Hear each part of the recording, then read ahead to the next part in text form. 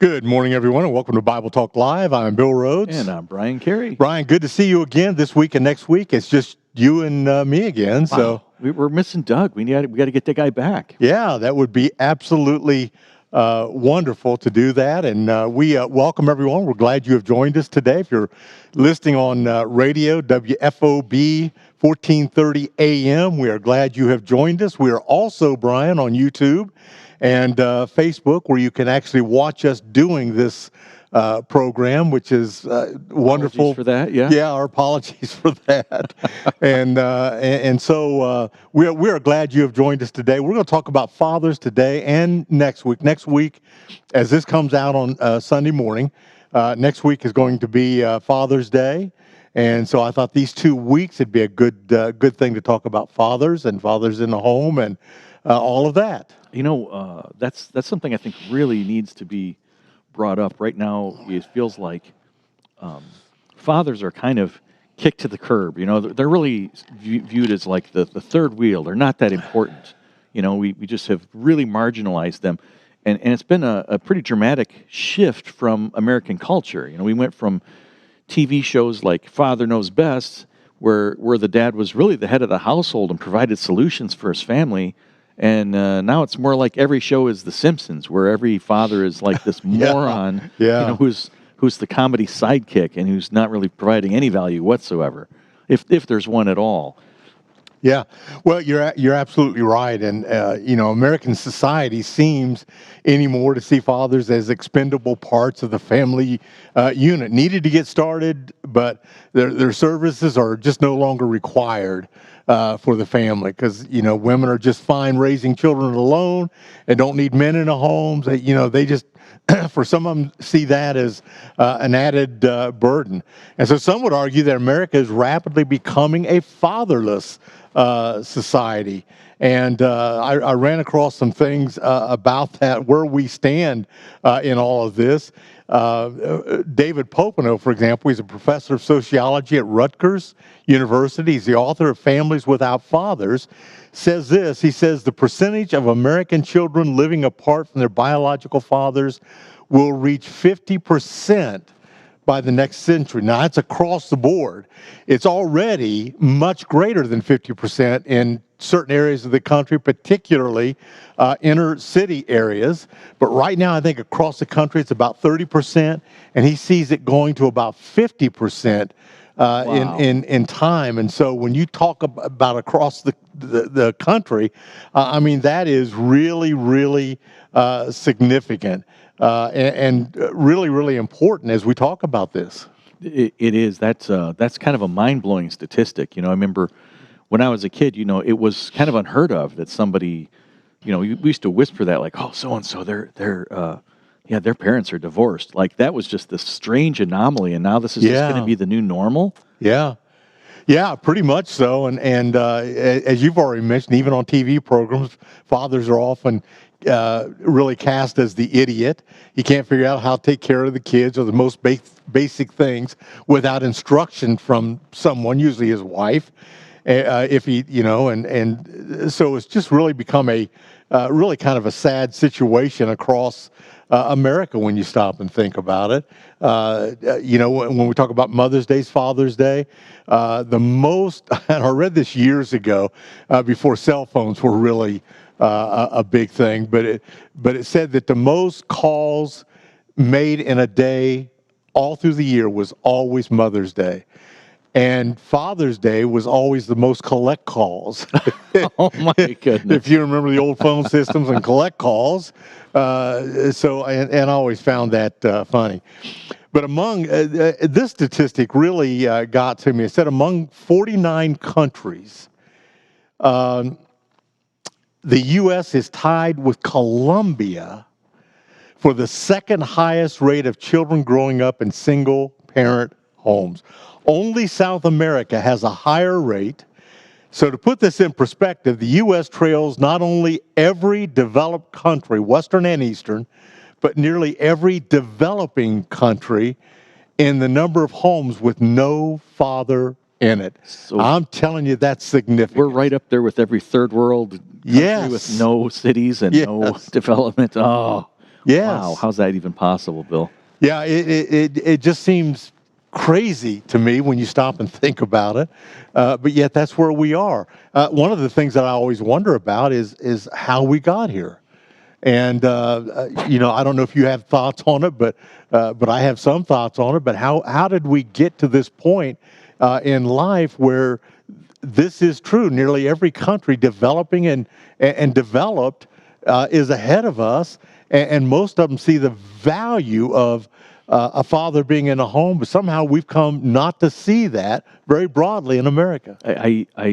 As a of all the topics we go through, this is one I feel really qualified for because I have a father and I am a father. Like I'm in this. Like There you go. I totally get this one. But I don't. I'm kind of as you're asking me that question, like what happened. I don't really know that I can point at a single thing. I would point at it's like death by 1,000 paper cuts. It's like I've seen it come from assault on fatherhood and on manhood, even come from so many different areas. We could push back over the years from the feminist movement, and they really wanted men to stop Yeah, your yeah. leadership. We don't want you to be a patriarchal head of your household anymore. Make that stop. And we saw this assault from television and entertainment chimed in, and we see this in books, and we saw this in movies, and we saw this in just all sorts of examples. All the people on the news started to like this is the way that this is the way this works. And we have psychologists writing books. There's a book I remember reading about. I think it was called Spock Marks. For people who had followed Dr. Spock's child rearing and how ultimately that was really bad for them, and they needed more male influence, and they needed to have a father. And while I'm not seeing a particular source, it just seems like our whole society has been pushing men out of the mainstream, out of our leadership position. That we're, I think, obligated to fulfill this role that we were put in by God. Yeah, I think you're absolutely right, Brian. And we've seen the feminization of men, where men are not, and we've seen this myth go on forever that high testosterone levels cause men to be aggressive, and none of that's true. That is not true. It High is just not testosterone true. levels make you calm and relaxed, and you feel Yes. self-assured, and Yes, that's men were meant to be protectors. Men were meant to be people who guarded their family, who took care of their family, who saw to their family's needs. They were always meant to be that way. And of course, we're here representing Scripture, right? And so when you talk about Scripture, we are certainly talking about the family unit. God is the designer of marriage. God is the one who has put it together. He intended for there to be a husband and a wife, a mother and a father in a home, because each brings something different to the children. Each brings something different that every one of those kids, male and female, actually need. and is necessary. This isn't something we can do. I mean, it wouldn't work any better if you said, well, once the mother's done having that kid, we don't really need a mom anymore. We just need the dad. Yeah. No, none of that's true. It's bogus in both directions. This is God knew what he was doing. The Bible, since we're talking about that, the Bible says specifically God made them male and female from the beginning. This is how this was supposed to work. He started us off with Adam and Eve, and we made, and families have been this way, like you said, designed by God from the beginning. And for us to just suddenly in the last 15 minutes here of human civilization to say, Now whatever. that's about what it is, too. We don't need this anymore. In fact, you might not even be a dude. You might wake up a man and go to bed a woman. Like, what kind of craziness are we going through? Yeah, you just here? opened a whole other door right there, pal. So, Kind of did.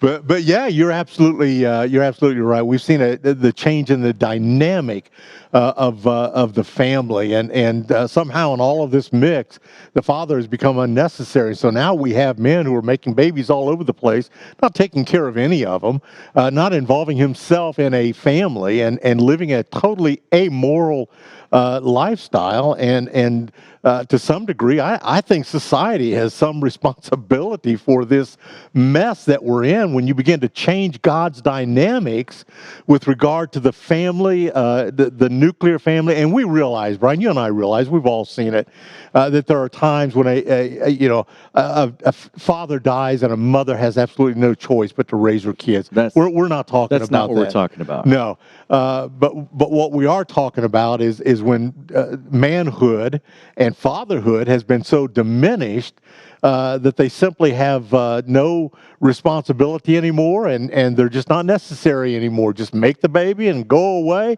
We got this covered here, and it has been absolutely devastating to families in this country and to juvenile delinquency and a whole other things we're going to talk about in just a moment. Yeah, I'll give you an example. Women are more the nurturers and men are more the hunters and the gatherers. Yeah. We really are. But we pass that on to our kids. We teach that to our kids. So I see this in my own family. My wife will do everything in her power to be kind to those children. She teaches them, love and kindness and gentleness and goodness. And she kisses the boo-boos. She does, and she wants them to be, good, perfect little citizens and such. But that's not really my job. That's partially my job, but my job is also to harden them off. I'm supposed to take those boys and turn them into men. Yeah. They can't just constantly be getting their boo-boos kissed by mom. Sometimes I need to go out there and kick them in the butt and say, go finish the job and make them stronger and make them into men. And when you take that away from the development of a child, they still need that, but now they don't have a father to teach it to them. So they turn to gangs and they turn to other people, other influences, mainstream media, movies, and different influences in their life that aren't there doing it with love and doing things like, I'm trying to teach you how to be a man to make you a better person. They're getting their inputs for what it's like to be a man. They're figuring it out for themselves and they're doing it wrong, or they're getting bad information from other people. And I don't want my kids to be in a gang. I don't want them to buddy up to the other tough guy in school because they think that no, that must be what a man is. They don't think it through this way. But if they don't have a dad, they're going to fulfill that requirement in their psyche somehow, and it won't be with a man who loves and cares for them. Yeah, no, that's exactly right. And you mentioned, men are more likely when a kid falls down, bruises his knee, where the mother's running over and grabbing him and trying to make it better. Men are more likely to say, "Get up, let's go. You're all right. You're not really hurt. Walk it off." Walk it off. And you mentioned gangs. I think that's interesting, Brian. I read an article one time by a former gang member. And one of the things that he said, and it was, why do kids join gangs? I thought, well, this will be interesting. What he said really kind of surprised me, and this was years ago. I've never forgotten this. But he said kids join gangs because they're like families. They're like families that they don't have. They've got discipline. They've got rules. They make sure everything is done in a certain way, or you're going to pay a price for it. All of that, it's all there. Now, they are not family like God wants a family to be, but they are like family, and that's why kids join gangs. As close as they can get. That's as close as they can get. Yeah, you're absolutely right. So we're glad again that you've joined us. If you're listening to us on radio, you're on WFOB 1430 AM, and we're on every Sunday morning. You may see us also on YouTube and Facebook, and we hope you tune into that. We are Christ Church at 14455 Campbell Hill Road here in Bowling Green, Ohio. Our website is ccbg.life. And our phone number, I'm giving everything all at once. Our phone number is 419-354-1176. You can always call. You can call or write if you have a question. We would enjoy that. We've had that a few times over the years, not many. But we would enjoy that. If you think we've said something you don't agree with, I've had a certain guy that has written me several times, and I appreciate it. I like it. Gives me a chance to explain some things. And so we want you to know that you can do that. We also have something big coming up, Brian, that is Mission Week. It's only just a very few short weeks away. I don't have the dates, but it's the week after July 4th week, and it's something like July 10th or 11th. I should have written it down, but I didn't do that. It runs from Monday all the way through Sunday. And Brian, we have a great time. Yeah, that'd be July 10th through Sunday, July 16th. There you go. July 10th through the 16th. Every day we get together and all day long from about 8 in the morning until 4 in the afternoon. We have some kind of breakfast in the morning. We divide into groups. We go out and do works. And then we come back in for lunch, then go out and do more work, maybe finish things up. And we do that as a group. We have 60, 70, 80 people come out every day, Brian. Wow, that's incredible. It was neat how the genesis of that started. We were going to do these missions to foreign countries, and I don't know who started it, but they're kind of like, maybe we should take care of people in our own backyard and do a mission right here and take care of the people that we have here in Bowling Green and reach out to people and do good things, and maybe we can share Jesus into the lives of some of these people. And that has just turned out to be a really positive experience. And it's not only the opportunity to share Jesus, but the opportunity to really get to know your fellow Christian. We go to church with these people every week, but you don't always get to spend time and get to know them. Hours with them. Yes. Now I'm going to spend all day with Bill here, and we're going to make a swing set together for this people. And we did that. We did that in the rain one year. I think. In the rain, it rained all day long. It was horrible. Yeah, that was a great experience. And you're right. We do get to know one another. You find out things about people that you didn't know before. And it's really a wonderful experience. And you may think, if you're listening, if you're not a member of Christ Church, that it wouldn't be good to come among all these strangers. But I'll tell you that if you'll do that, you'll get to know people very, very quickly. We've had many come in from other churches on a day or 2 days and help us with this. And it's just a wonderful experience that we have together. And then on Sunday, we have Super Sunday. I don't know what all's going on that day, but there's always a whole lot going on that day. There'll be preaching. There'll be stuff for the kids to do. There'll be food. I know we have a train that's coming out here that takes kids for rides and bouncy houses and all kinds of things like that. There's a live band. I'm trying to get him to do fireworks, but I don't think that's going to happen. I wanted a Ferris wheel and let's just go nuts. And like, well, maybe half nuts instead of, I'm not going to do the Ferris wheel. Yeah, we ought to have the largest Ferris wheel in the world. Here's what we ought to have. But I don't think that's going to happen. So anyway, we hope you'll join us July 10th through the 16th and be part of that. Brian, I have some statistics. I know people can get bored with statistics, and I don't want to bore anyone to death. Bill, they say 80% of all statistics are made up on the spot. Are yours for real, or are you just making these up on the spot? Well, they're done by real universities and things like that. So I think they're real. I think they're pretty close. Not always exact.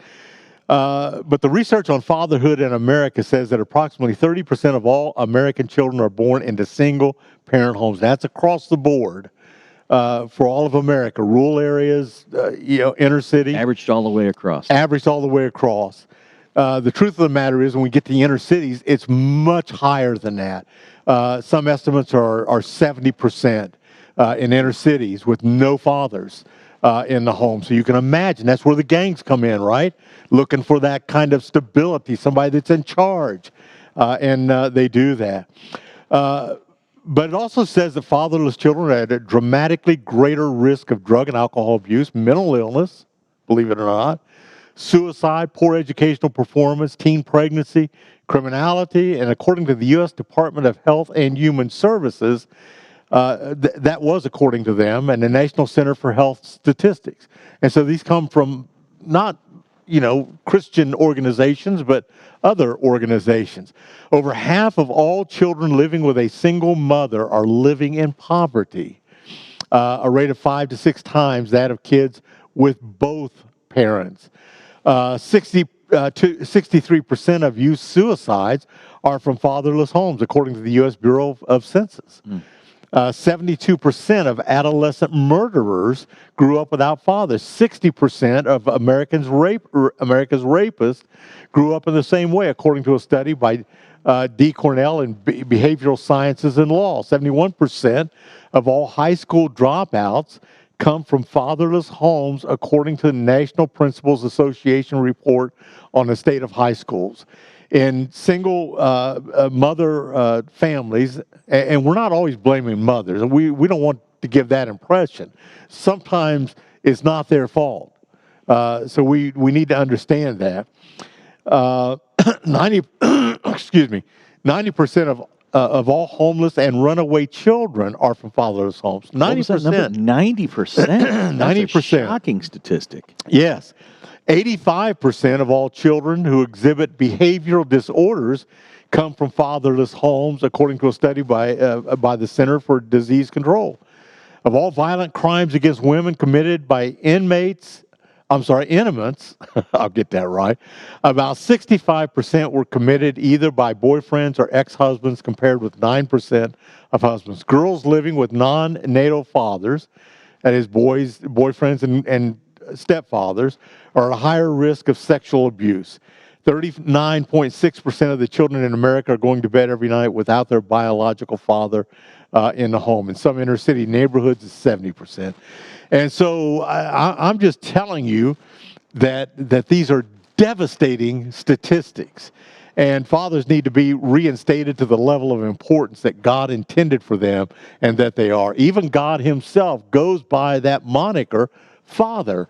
We call him Father for a reason. That's what he called himself, and we see him that way. The problem is that many young people growing up without a father have no idea what a father is. That is true, and it's interesting that you should bring that up. That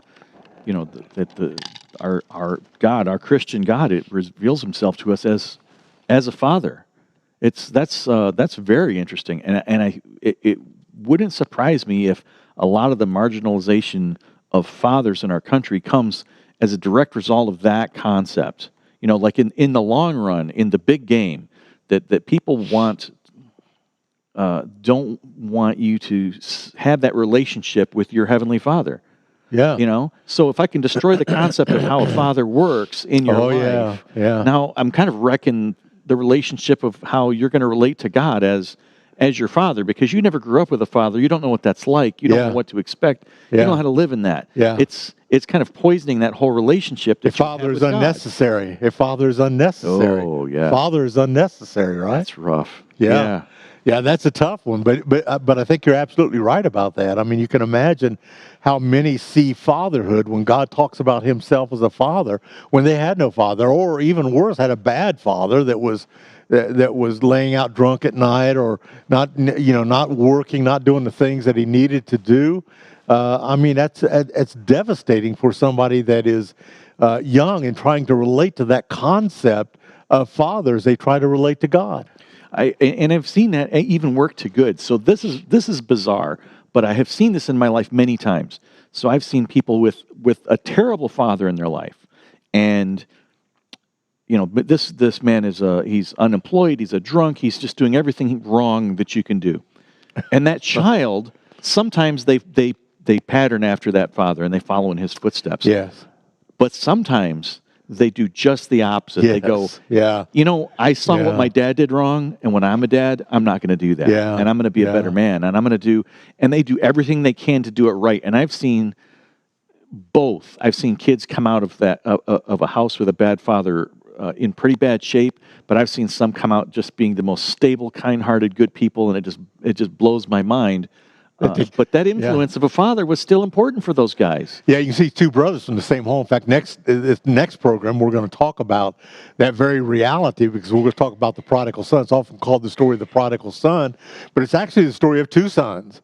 And they were very, very different in so many ways, raised in the same household, raised by the same father, but there's two of them, very, very different. I've seen that same thing in life as well, Brian. I have seen two people raised in the same household, but become very different. One become like the bad father, and the other one become unlike him, because they want to raise their family like that. They didn't want to do their kids like that, and so they went the opposite direction. And often because of that, they found God, which is so very important. We've been extolling the importance of fathers, but we should probably talk about some of the things that fathers need to do. The fathers have certain obligations, like you're just not there to create the kid and walk off, or even create the kid and then do nothing ever again.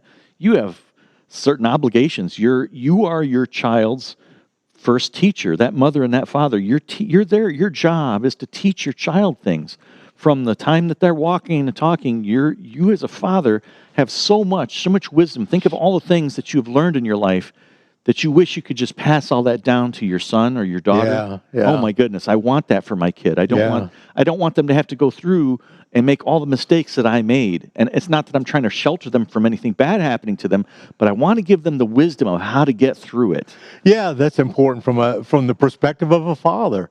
And of course, the passage you're talking about is Proverbs 22:6, in which the proverb writer said, "Direct your children into the right path, and when they are older, they will not leave it." Now, a lot of people, when they use that passage, they believe and talk about it being Christian, kind of. It wasn't written in a Christian context by any stretch of the imagination, but they use it that way. It's pre-Christian, actually. Yeah, before Christ was here. So very much pre-Christian. In fact, about 1,000 years pre-Christian.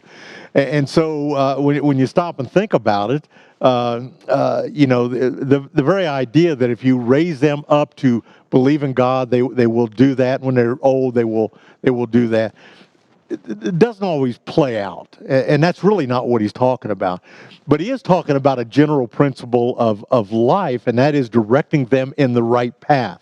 And what happens is that sometimes, not always, but sometimes they go through this season of rebellion, and they rebel against you and your rules. But when they've been raised in the right way, to think the right way about things, they often come back to that.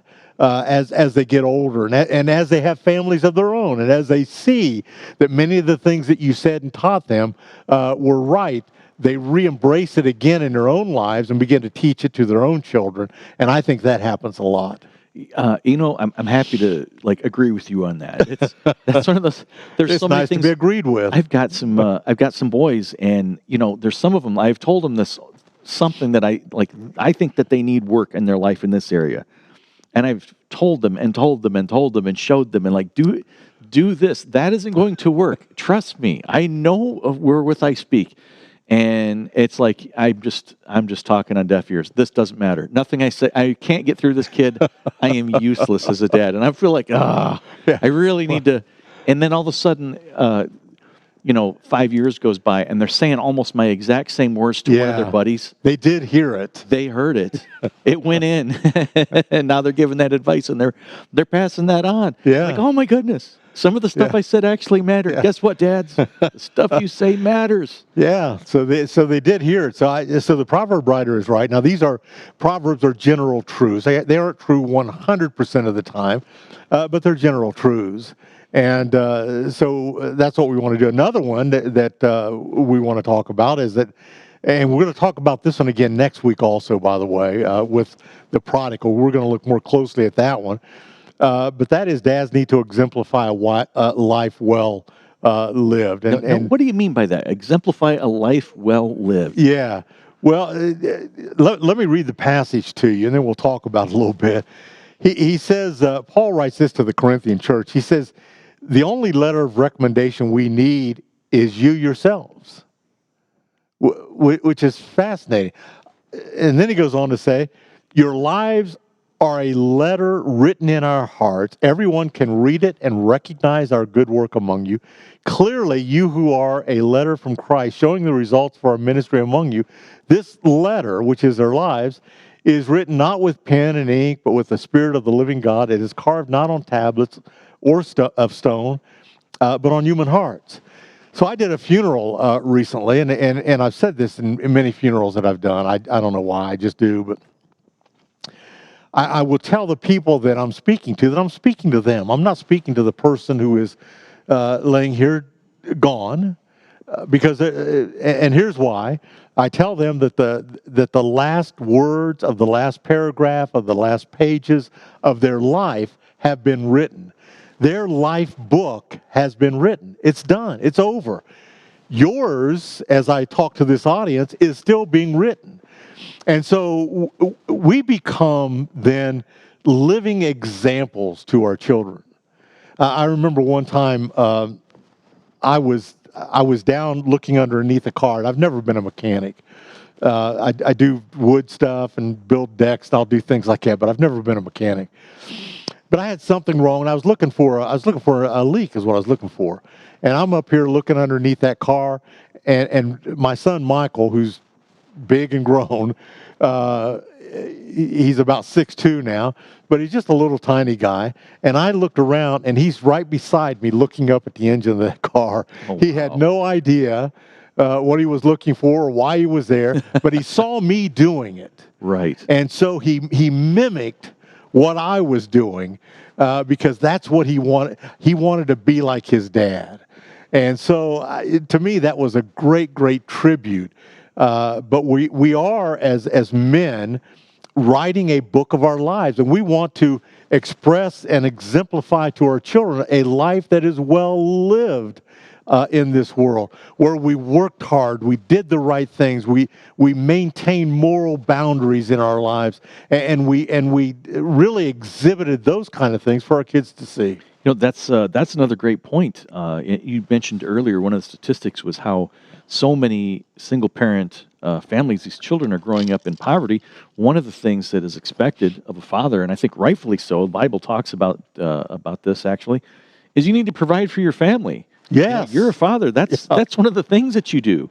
You're there to make sure you want to give your kids shoes and clothes and put food in that their they mouth have what they need and maybe some of what they want. A little bit of what they want doesn't hurt. Not everything. Doesn't hurt. We don't want to spoil them. No, that's right. But that's probably a topic for another day. But when we see, it's just another sad byproduct of not having fathers there is that typically, those children are going to live a life much more prone to poverty and all the difficulties that come with just not having that income that they need to make it in our society. Yeah, and that often comes in when families split up and the father has to pay child support, maybe doesn't pay it. That mothers are struggling to provide for their kids. Another lure for gangs because look, money's easy over there. Yeah, and it happens. It happens a lot. So you're right, and of course that's 1 Timothy 5:8. But if anyone does not provide for his own, especially for those of his own household, he is denied the faith and is worse than an unbeliever. That's how God sees it. Wow. So just hit us with that again. If you don't provide for your family, God sees you as worse than an unbeliever. Yes. Yes. Wow. Yeah, that's not good. The other thing, and I think a lot of people misunderstand this one, Brian, is that good dads discipline their children. We're living in a very lenient society anymore, but Proverbs 13:24 says, "Those who spare the rod of discipline hate their children, and those who love their children care enough to discipline them." Now, we often think about discipline as punishment, and that's really not what it's talking about. Yeah, it's really talking about the idea of teaching and caring for our kids and doing what's right for them. Dads do that. Yes. Yeah, that's important. When kids grow up with no discipline, it's like we need rules to function properly. And when we take the dads away and we don't have the discipline that we need from our dads, we don't have rules and the kids act out more, and it creates problems not just when they're children, but when they grow up and they become men and they don't understand the boundaries. They don't live in the framework that will give them a happy life. Yeah, I read a story one time that really brought this home to me, and I'll tell you that, and then we're going to get ready to close here. Doug likes to call this the fastest half hour on radio. Go pretty fast. Yeah, but I read a story about, and I don't remember if it was India or someplace in Africa, but they were having trouble with these young male elephants who were just marauding. They were tearing up villages, doing all kinds of stuff like that. What they decided to do was to bring in an older, large male bull elephant and put that elephant in that pack. And they said all of a sudden, these elephants calmed down and he became the leader of that pack and they stopped doing the things that they were doing. That's what discipline and that kind of presence in their life really does. Well, listen, folks, thanks for joining us. We are glad you have been here. We will see you next week, and we're going to be talking about the prodigal son next week as we get together. We'll see you next week here on Bible Talk Live, same time.